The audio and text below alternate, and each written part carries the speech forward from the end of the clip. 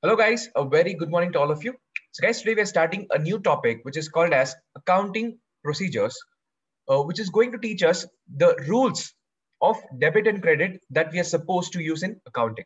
Guys, please mark this chapter is very important chapter, as this chapter is going to set a very strong base for you, and the rules whatever you learn from this chapter, guys, you will be constantly applying in rest of your 11th standard chapters and your 12th standard chapters and so on, as long as you're pursuing your accounting career, right? So keeping this in mind, guys, let's proceed forward. So in this chapter, guys, you're going to learn what is the meaning of an account, what is the meaning of debit and credit, very important. Rules of debit and credit, very important. Classification of accounts, balancing of accounts, significance of debit and credit balance in accounts, right? So it says that transactions are recorded in the books of accounts on the basis of evidence. Yes, transaction we've learned in the first class, we understood that transaction is an activity happening between two or more people. In that, one person is always business, and other person is a third party or third parties, right? So transactions, guys, are recorded in the books of accounts on the basis of evidence. So recording, guys, how does recording take place? Recording takes place through journal entries. Guys, if you remember, when we did our first class, we understood the cycle of accounting, where we understood that accounting is a systematic process which begins with identifying a business financial transaction, identifying a business financial transaction. I believe by now you should understand what is the meaning of a business financial transaction. And guys, after you identify a business financial transaction, we have to measure. You have to measure the transaction in terms of money. Because guys, in accountancy, we can write everything in numbers. So guys, we measure in terms of money. Money is nothing but numbers, and we then account it. So guys, this first two steps is a theoretical step which you do it. The practical step, where the numbering starts, is from the journal. So journal is the place, guys, where the recording begins. If anything you want to note it down in accounts, it has to be through journal entries. We cannot blindly write expense is equal to 2000 rupees anywhere we feel like. It has to be systematically done, guys. Accounting has to be done in a very systematic way, and the system begins with journal here, right? So what do you do? So all the transaction that takes place in the business from morning till night, we record in a chronological order. Then what happens is, guys, we transfer this, we post this transaction in the ledger, right? So they're telling the transactions, that is business financial transactions, are recorded via journal entry in the books of account on the basis of evidence. Now you must be wondering, sir, why evidences? It is my business as an owner. In my business, I know what expenses I'm recording, what income I'm earning. Then what is the need of evidence? Guys, you have to understand one thing. Okay, tell me something. What is the formula to calculate your profit? Can I say it is income minus expenditure, which will give your profit, right? So let's suppose my income of the business is 12 lakh rupees and expenses is, let's suppose, 5 lakh rupees. What is the profit that we are earning? The profit is 12 lakh minus 5 lakh. So hence it is 7 lakh rupees, right, guys? Now, who is interested to know about this profit? Of course, as a businessman, as an owner of a business, I am eager to know what my profit is so that I can check on myself whether I'm on the right track or not, right? Now, apart from the businessman, guys, there are so many other people who are equally interested to know your profits. And among them, the first person will be highly interested in your business profit will be government. Guys, you have to pay taxes to your government, and tax is calculated on profit. More profit, more tax, right? So let's assume that here we are taxing at 10% per annum. So 7 lakh is the profit, guys. 10% of 7 lakh. 7 lakh into 10 by 100, if you do, 70,000 is your tax. 70,000 rupees is your tax, right? So guys, more profit, more tax. Now the problem is, if a businessman is not okay to pay this tax, what he can do? What he can do for reducing this tax? Obviously, he can do certain tax planning, which is as per law. Forget that. What is tax planning? That is something you learn in your chartered accountancy course. or CMA course, like that, the professional courses. So what normal people does is, who don't know how to do the tax planning, how the normal people will do is they'll try to, increase their expenses in such a way that the tax is reduced. For example, my income is 12 lakh rupees and I'm not okay to pay 70,000 rupees as tax. So I'm purposely increasing the expenses to, let's suppose, 10 lakh rupees. Out of this 10 lakh rupees, guys, 5 lakh is my genuine expense for which I have evidence. Remaining 5 lakh rupees, I have accounted in the books of accounts, but no evidence. Therefore, my profit is 2 lakh rupees. And the tax what you're going to pay to government is 20,000 rupees. Now, guys, if the evidence is not there in the business, how, as a government, am I supposed to find that the 10 lakh rupees is the genuine expenditure or not? So there are a lot of auditing that is being conducted, guys. Government has laid down that chartered accountants, you are given the responsibility of checking the accounts. Checking the account is called as auditing, technically. So when I, as an auditor, go to a business premises to check the accounts, guys, I will check the income. From which all sources the income has come. What is the proof of income? I will also check what are the various expenses done by the business. What is the proof of expenditure? So when I check, I'll find out that for 5 lakh rupees, I have evidences, and for remaining 5 lakh rupees, there is no evidences. Which means what? We clearly know that the businessman is trying to cheat government. Tell me, guys, how did I find out that the person is cheating the government? Only with the help of supporting evidence. There were evidences for these 5 lakh expenses, which is recorded in the business financial transaction books. And for these 5 lakhs, which is recorded in the books, there has not been any evidences. So which is a clear indication that this is a false expenditure. So I hope by now, guys, you understand the significance of, having the evidence in the business, right? So all the transaction, guys, has to be supported through an evidence. For example, if I'm buying some goods with the intention to resell it, that is called as purchase. So it has to have a purchase bill. If I'm selling the goods to my customer, I should have a sales bill, which is called as a sales invoice, right? If I buy a computer, there has to be a bill for purchasing computer. If I buy a land, for land, there has to be some property documents, which signifies that I have purchased that land and building, that property. Likewise, for every transaction, guys, even for the payment what you make, there is a payment voucher. For the money what you receive, there is a receipt voucher. So what is a bill? What is an invoice? What is receipt voucher? What is payment voucher? What is debit note? What is credit note? All these things we'll understand in chapter number 7, guys, in detail.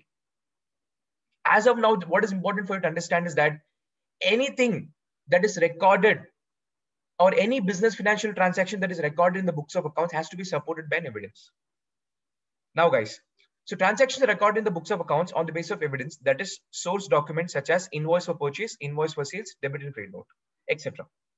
Then they say that rules of debit and credit are applied. Rules of debit and credit are applied for each transactions that is recorded in the books of original entry, that is journal. Guys, another name for journal is called as book of original entry, because originally where the entry recordings begins with, it begins with journal entry. So it is called as book of origin, book of original entry, right? Now, when you record the transaction in the books of original entry, that is journal, how do you record it? You have to apply rules of debit and credit. What is rules of debit and credit? That is what we are going to understand in the upcoming topics, right? So rules of debit and credit, guys, has to be applied. Only then you can do the recording in the books of accounts. You cannot blindly record sale here and expense here, just as we normally do. Guys, a normal person, if he wants to calculate profit, he'll take a piece of paper, he will total his income, from there he'll minus expense and write the profit. The answer would be the same. But the method in which we will do the accounting is, because accounting is a systematic process. Luca Pacioli has given the structure in which the accounting needs to be done. He's the person who has found out the concept of debit and credit. So guys, across the world, we are following this concept of debit and credit, right? So rules of debit and credit are applied to each transactions and recorded in the books of original entry, which is called as either journal or special purpose book. There's a thin difference between journal and special purpose book, which you will understand when I do a journal chapter, because for journal, there's a separate chapter, and for a special purpose book, there is a separate chapter altogether. And that has to be recorded in chronological order. We have discussed this already. Then the transaction recorded in the books of accounts are transferred, are posted to specific account maintained in the ledger. So that's what we understood in the cycle, guys. Once the transactions are recorded in the journal, you will be posting them. It is called as posting. The correct word is posting. The accounting word of transferring the transaction from journal to ledger is called as posting. Posting is the technical word. You have to use it. Okay. Post it to the ledger. Now, guys, let's understand what this journal and ledger means, in a very easy way. Now, let's suppose, guys, this is a journal book. So in journal, what happens is, guys, all the transaction that happens in the business is recorded. For example, today I have, purchased some goods. So I'll record a purchase transaction. Okay. Let's suppose that I have incurred some expenses towards, let's suppose, stationery. So I purchased stationery. So there is stationery expenses. So I record next transaction as stationery expense transaction. Then let's suppose that I've done sales. Then I'll record sales transactions. Right? So as and when any transaction is happening with the business, any business financial transaction is being incurred, that time you have to record this transaction in the chronological order. Now here, guys, what happens is in the journal, if you see the journal, I record all the transactions of different nature. Here you will find the transaction related to your income. You'll find the transaction related to various expenses. You'll find the transaction related to assets. You'll find the transaction related to liabilities. You'll find the transaction related to capital and so on. Now, guys, if I see here, there'll be if I talk about purchase transaction, it is not only one purchase transaction. I'll be recording thousands of purchase transaction, which is scattered throughout the year. I'm recording 2 purchase transaction today. I'm recording 10 purchase transaction tomorrow. I'll record 20 purchase transaction day after tomorrow. So on everyday basis, you record so many transactions of purchase. Likewise, I'll be buying stationery this month. Again, I'll be buying stationery next month. Maybe next month I'll buy the stationery twice. Like that, there's so many expenditure which I'm recurring again and again. For example, rent expenditure. I have to incur every month. So it'll be 12 transactions in a year. Sales transaction, guys. Multiple transactions, thousands of transactions that happens throughout the year. So in journal, what do we write, guys? For each and every transaction, like for purchase transaction, for one purchase transaction, one journal entry. Guys, for one purchase transaction, one journal entry. For another purchase transaction, another journal entry. For another purchase transaction, another journal entry. Like that, I'll be recording 1,000 entries for purchase, 1,000 entry for different expenses, 1,000 entries for sale transaction and so on, 1,000 entries for assets and liabilities. Okay, so I'm recording the transactions fine, but as a owner, if I want to know what is my total purchase, if I want to know the total in one shot, if I go to journal and start calculating the purchase everyday basis, I'll go mad. So what the system has said is that do one thing. First, you record all the transaction order-wise in the journal. Then what you do for these purchase, identify all the purchase transaction and open a separate account for purchase. Open a separate account for purchase. Record the purchase transaction 1 year plus purchase transaction 2 plus purchase transaction 3. So what are we doing is we're opening an account. Account means to count. So all the transactions that is recorded individually in the journal, now you will take the same nature of transaction and put it under one bucket. And that is called as account. An account is a place where you put all the same nature of transaction in that bucket and count it. So now, guys, when I put it in the purchase account is, abbreviatedly, it is written as A bar C. It is called as purchase account. So here, guys, I'll get to know the total of purchase. So what is ledger, guys? Journal is for recording. Ledger is for classifying. You're classifying the transactions in a separate bucket called purchase bucket or purchase account. Then, guys, I'll find out sales transaction. Now there are multiple sales transactions during the year. So I'll find out this transaction, and record separately as sales account. So here sale transaction 1 is captured, sale transaction 2 is captured, sale transaction 3 is captured. Now, guys, it becomes more easy for me to do the total of the entire sales. In the journal, guys, if I want to know the total of purchases, if I want to know the total of sales, if I want to know the total of stationery expenses, if I want to know the total of rent, it is very difficult for me to identify. I'm not telling impossible, but very, very difficult because you have thousands of transactions scattered across. So counting everything becomes very difficult, right? That is why from journal, we identify the same nature of transaction and we open a separate account in that name and post it. It's like this, guys. In journal, what you do is you put multiple colored balls. For example, these are red colored balls, which signifies sales. See, you can see the ball is scattered all over. Then along with this, you don't only have the sales. Along with this, you mix so many other types of transactions such as purchase transaction. See, now I'm mixing the purchase transaction. Now I'm not done with this. I'm mixing the different kinds of expenditure transaction, sales expenditure. I don't have more colors here. I have only 3 colors. And that's why I'm able to show you only 3 colors. There's so many different kinds of expenditure. Each expenditure has got a different color. So now if you see this bucket, guys, it is full of balls, which is difficult for me to count how much is red, how much is blue, how much is black, how much is orange, how much is green, how much is yellow. So what we do is, in order to identify or in order to count how many red balls are there, we'll pick those red balls and we pick those red balls and put it in the common account called as sales account, because red signifies sales. So we are transferring that to sales. Then we'll identify all the blue transactions. Blue transactions are what? All expenses, different expenses. For stationery expense, one account. For rent expenses, another account, right? For printing expenses, another account. For different expenses, for each and every expense account, guys. For each and every different expenses, we'll have separate accounts. So what are we doing, guys? All the blue balls are coming here, right? And all the red balls are coming here. And then what are we doing? We're taking the black balls and putting in the black box. We're taking the black balls and putting in the black box. So I'm able to count the total of the black balls. Guys, now do you understand what is the significance of ledger? In journal, everything is mixed, because the rule says that we have to record the transaction order wise as and when they're happening. And everything what is happening in the business has to be routed through journal. You cannot directly post it in ledger. First journal, then ledger. Now, guys, are you able to understand what account is? What ledger is? This is ledger, guys. Purchase account ledger, sale account ledger, stationery expense account ledger, rent account ledger, again cash ledger, bank ledger, investment ledger, capital ledger. You have land ledger, you have building ledger. For each and every transaction what is incurred in the business, guys, you'll have a separate account. Yes, I hope you're following this point. So what is the meaning of account? Account is a record of transactions under a particular head. You bring all the same nature of transaction under a particular head, and that is called as account. Account means to count. So from journal, you're transferring this to the account so that we can count the number of sales and number of purchases, number of expenses that has happened during the year. It records not only the amount of transaction, but also their effect and direction. So what do you mean by this?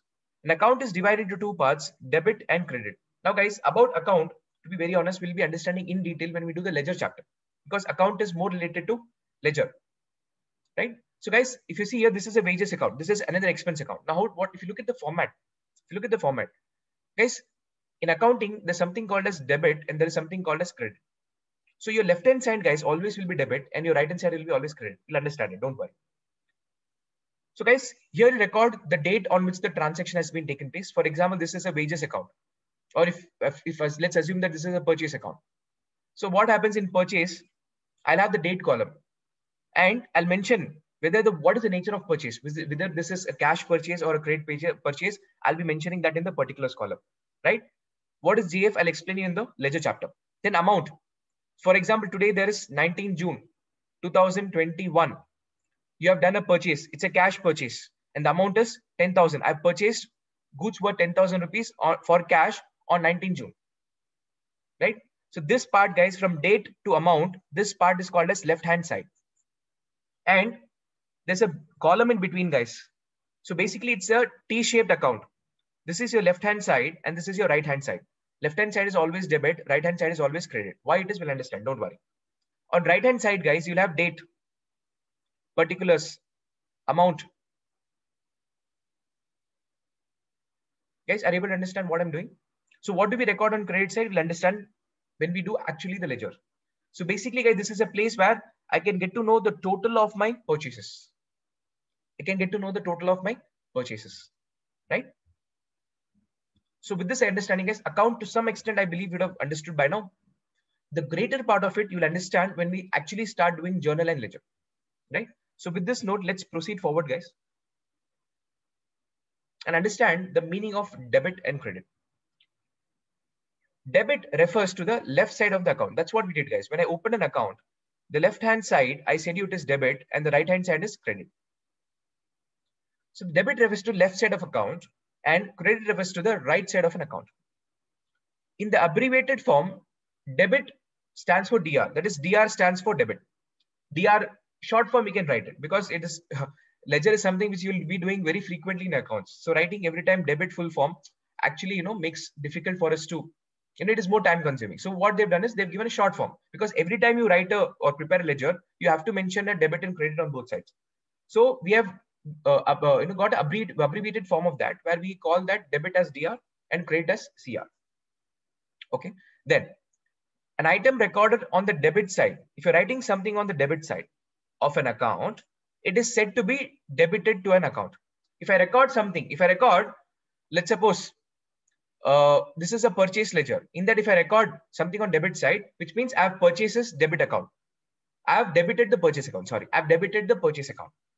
Again, I repeat, guys, if an item, that is a transaction or an account, is recorded on the debit side, if a transaction is recorded on the debit side of an account, it is said to be debited to an account.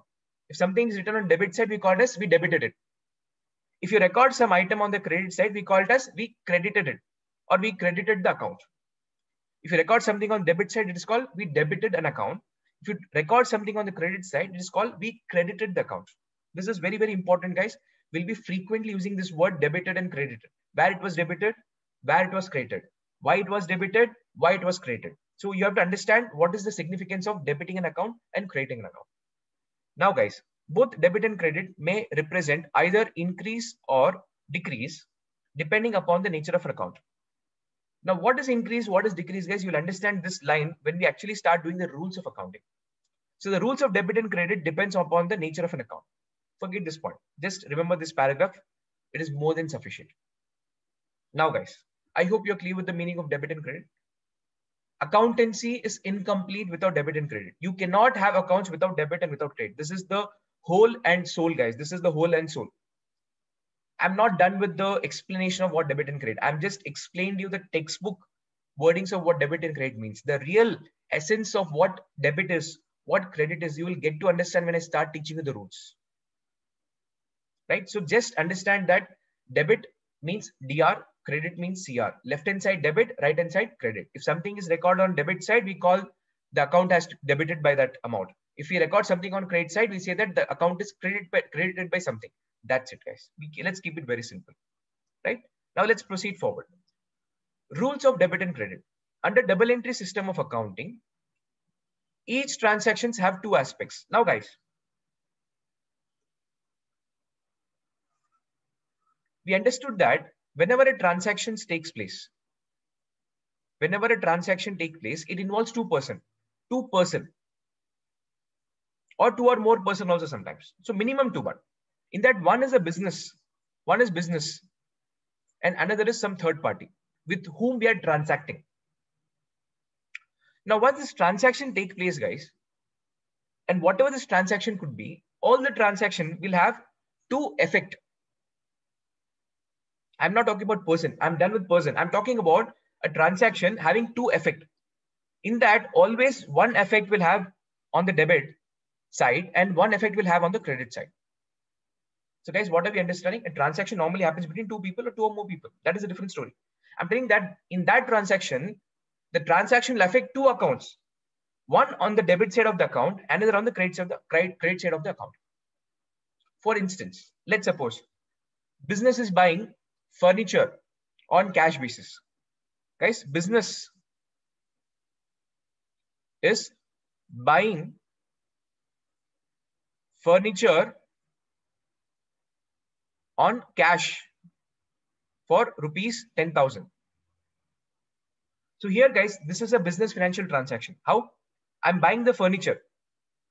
So business is involved, a third party is involved, basically the supplier of the furniture, right?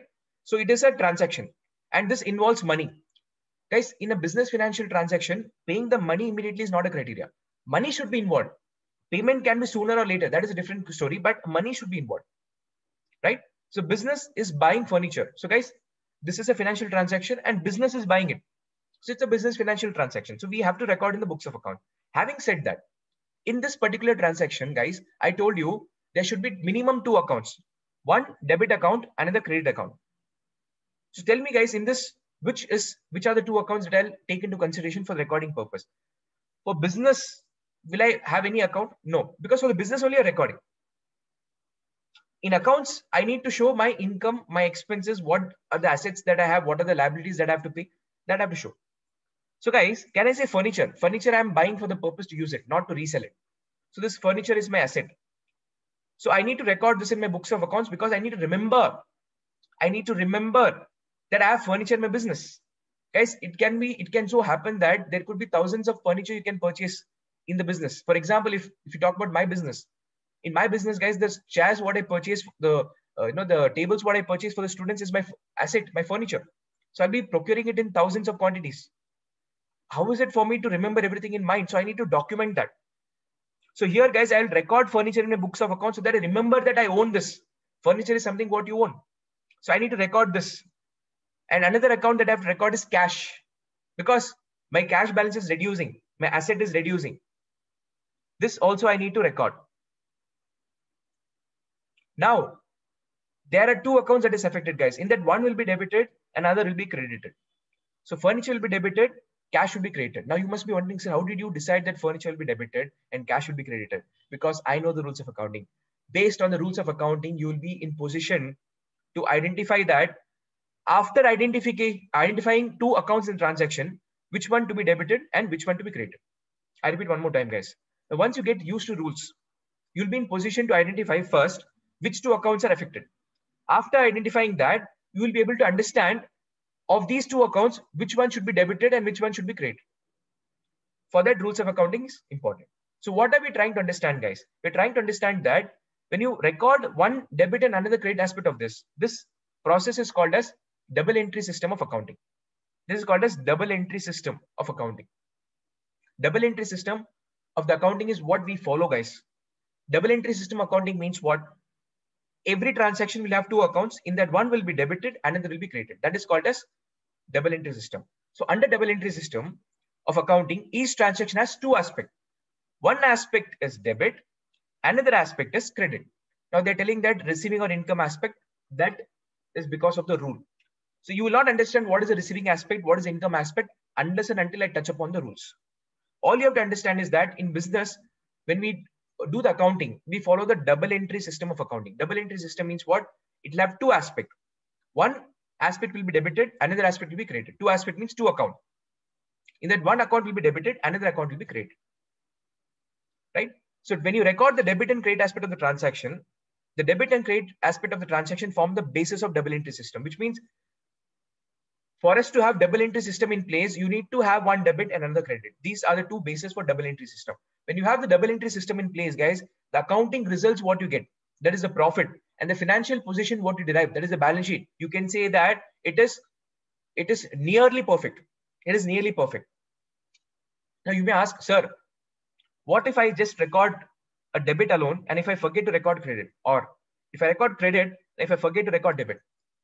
If you do that, guys, that is called a single entry system, and single entry system is not allowed. Not allowed. And if you maintain the accounts under single entry system, even if you do it, though it is not allowed, even if you do it, the profits what you get, guys, will not be right, will not be true, will not be fair, and the balance sheet position what you're getting will not be true, will not be fair. So if you want to have a true profit, if you want to have the true financial portion of the business, if you want to have the fair profit, if you want to have the fair financial portion of the business, you need to follow double entry system of accounting. Right? I hope I'm clear with this. Rules of double entry or rules of debit and credit are formed on the basis of these 2 aspects of the business of each transaction. You'll understand this here, don't worry. There are 2 approaches for deciding when to write on the debit side of an account, that is when the account should be debited and when the account should be credited. So there are 2 approaches, guys. We'll understand basically 2 approaches means there are 2 rules. 2 approaches means there are 2 rules. The 2 rules will teach us that when I should debit some account or when I should credit some other account, right? There are 2 approaches, that is, there are 2 rules for deciding when to write on the debit side of account and when to write on the credit side of an account. That is, which account should be debited and which account should be credited. The rules on the basis of such decision is taken is called as rules of debit and credit. The rule on the basis of which such decision of debiting and crediting are taking place is called as rules of debit and credit. So guys, I'll put an end to today's session here. From the next class onwards, guys, we'll understand what are the two approaches, what are the two rules that we have to follow, in order to debit or credit something, right? The rules of debit and credit. The rules of debit and credit is something which we'll start to understand from the next chapter, guys. So in today's class, we understood that whatever transactions or whatever business financial transactions that you're recording in the books of accounts has to be supported through an evidence. Point number one. And accounting, the first step, the first practical step begins with journal. So anything you want to write or mention in accounts, it has to be through journal entries. That is what is called as book of original entry, because the origin of accounting, it starts from journal. Right? There's another concept of special purpose book or subsidiary book, which I'll discuss separately. Then we understood that in the journal, there are so many different transactions that has been recorded, which makes the businessman very difficult to understand what is the total of any particular account. If I want to know what is my total of purchase, what is my total of sales, what is my total of any particular asset, totaling becomes very difficult. So to ease that process, what we decided is we'll pick up the same nature of transaction. That is, we'll pick up all the purchase account from that journal box and put it under purchase account separately. Then I'll take the sales transaction separately and put it in the account of sales, in the bucket of sales. Then I'll take the stationery expenses, I'll put in the stationery bucket, that is stationery account. So that when I put it in different boxes, if I put the respective, that is the green color in the respective green box, if I put the red color in the respective red box, it becomes easy for me to total how many green balls are there, how many red balls are there, how many blue balls are there. Thereby, I can understand what is my total of purchase, total of sales, total of expenses, right? So this process of transferring from journal to ledger is technically called as posting here, right? And when we create ledger, for each and every ball, we have a separate account. Account means to count, right? So we understood the meaning of account also here. Having said that, guys, we understood that what is the meaning of debit. Whenever you record any transaction, it will have two aspects: one debit aspect, another credit aspect. And when you open a T-shaped ledger, the left-hand side is called as debit, right-hand side is called credit. If you record any transaction on the debit side, we say the account is debited. If I record anything on the credit side of the transaction, I say it is account is credited. And we follow double entry system of accounting, guys, in which you'll have one debit aspect and one credit aspect. For example, if I have a business financial transaction, in that transaction, it will affect two accounts. In that, one account will be debited, one account will be credited. Now you may ask a question, sir, will always in a transaction we'll have only two accounts? Can we have more than two accounts? Yes, we can have more than two accounts. And if we record two or more accounts in one journal entry, it's called as compound journal entry. So we'll understand what is compound journal entry when we do the journal chapter, right? And then we understood, guys, whenever you do any accounting, guys, you need to follow the rules of debit and credit. And there are two rules of debit and credit, there are two approaches of debit and credit, which I'll be discussing in the next class. So with this, guys, I've done the summary of today's class. I'll be putting an end to today's session here. I'll see you all in the next class. Until then, bye-bye. See you. Take care.